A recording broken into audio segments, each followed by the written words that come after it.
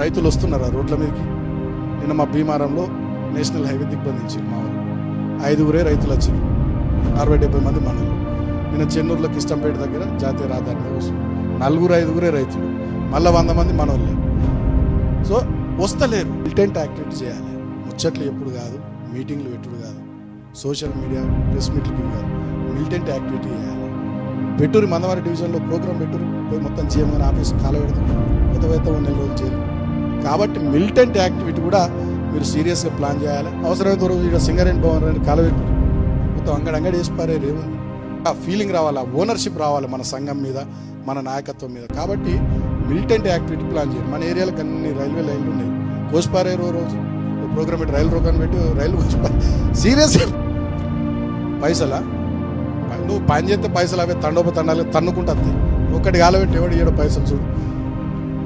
ఇది ఉండాలి.